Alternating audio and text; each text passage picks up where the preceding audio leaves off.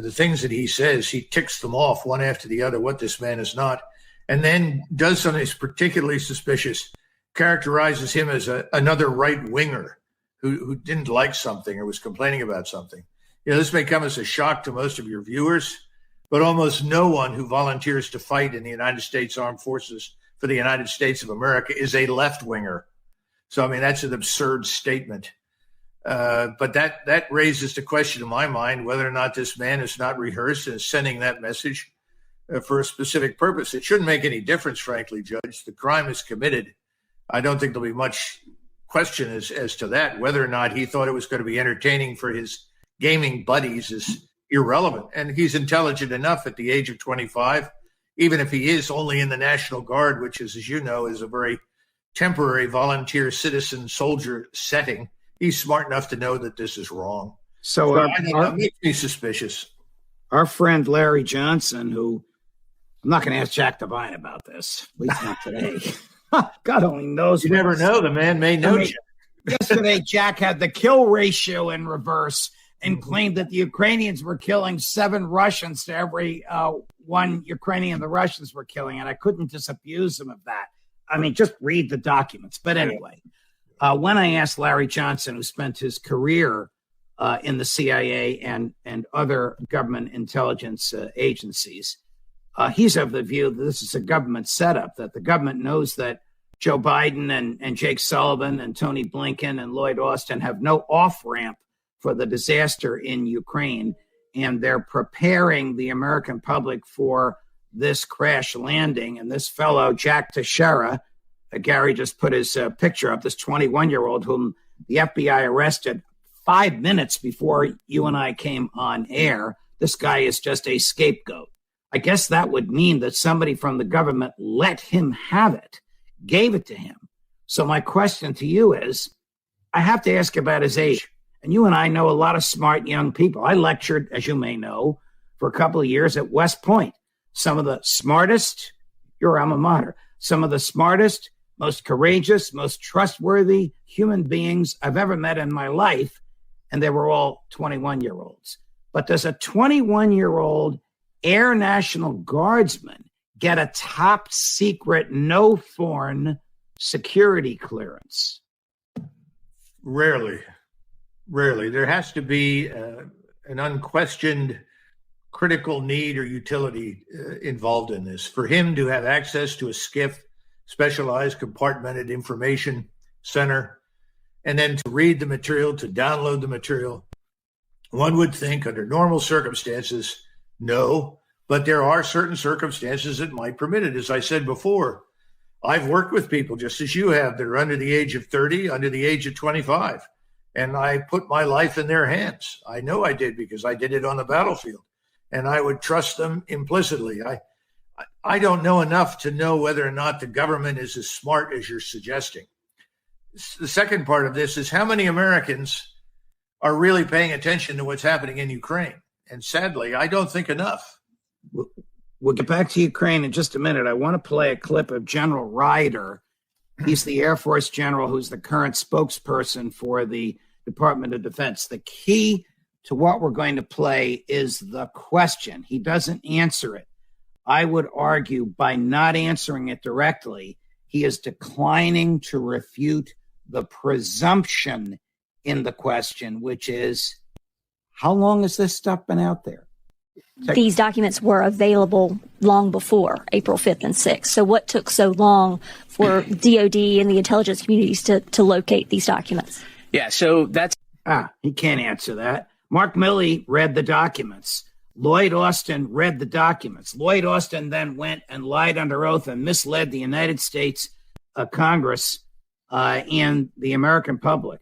Joe Biden, Tony Blinken, Jake Sullivan, by their words and behavior, continue to mislead the American public into a fruitless, useless, destructive, counterproductive war, which they don't even call a war. I'm talking about the American involvement. American boys are shooting at Russian boys remotely. The American CIA is stealing Russian secrets and giving them to Ukraine. They're not telling us this. No, and no one should be surprised. We haven't had a real declaration of war for a very long time in this country. And in most cases, the American people and the American people's feelings or sentiments have been largely ignored. And they've learned a very hard lesson from Vietnam. If you can minimize your casualties or keep them at very low levels, chances are no one will notice and pay any attention to what you do. My feeling is as follows. Blinken and company are civilians, and whether or not they believe what they say is open to debate. But the people at the top of the Defense Department know the truth. Any man of honor under these circumstances would resign. I certainly would not feel comfortable as Secretary of Defense if I knew that I had willingly lied, not just under oath on the Hill, to the American people. I mean, Marshall once was asked, do you think you ever lied while you were Chief of Staff throughout the entire war? And he paused and he said, I need to think about it. Then he came back and he said, I think I did on one occasion, and I wasn't aware of it until I'd done it. I think that's probably a truthful statement by Marshall. Marshall was very careful about this. And if he could not answer a question because it had implications for our security, and he went through this with Truman when Truman was a senator. Truman wanted to know about the Manhattan Project. And he simply said, Senator, please don't ask me about that. I cannot tell you. It's not because I do not trust you. That has nothing to do with it.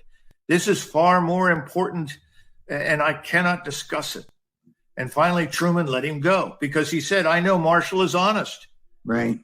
And then, of course, Truman became president on a moment's notice, knew nothing about the Manhattan Project and had to be educated, and, of course, used it. This is the development of the atomic bombs by the U.S. Getting back to Ukraine, I want to play a piece for you by President Zelensky. It's in whatever language he speaks. What do they speak? Is Ukrainian a different language from Russian? Oh, yes, of course. And he's supposed to speak it. So let's listen.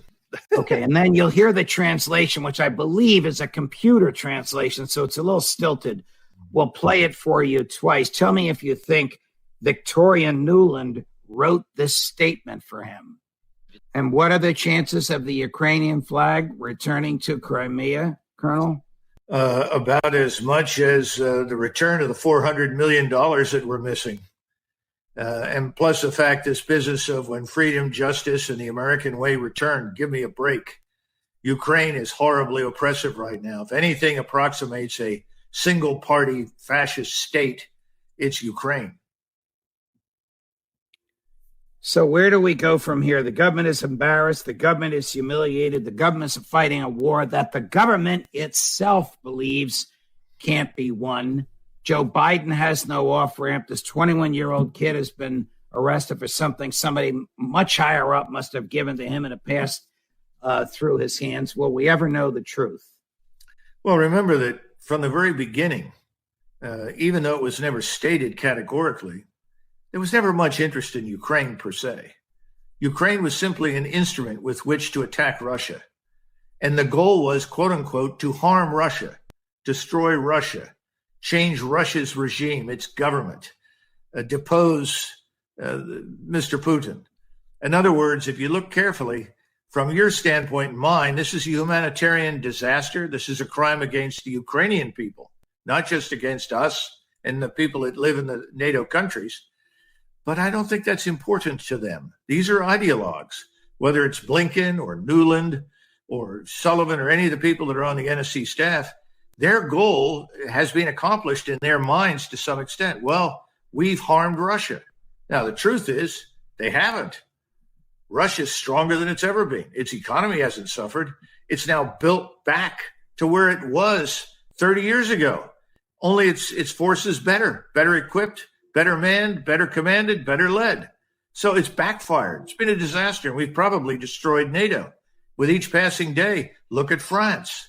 Look at the troubles on the streets in France. If anybody thinks that's exclusively about pensions, they're daft. The truth is that Europeans are unhappy with all of this. Colonel, do you have an opinion about how much longer the hostilities in Ukraine will go on? The Russians, when they changed horses back in the summer of last year and prepared to build up the force for a decisive operation to win control of Ukraine, whether that came as a result of negotiation or on the battlefield, planned then on a 30-month campaign, roughly. So that's how long they are prepared and positioned to fight. I don't think it'll last that long. I think that once the ground dries, the Russians will sweep forward. It'll be deliberate, but they'll go forward and take all of eastern Ukraine.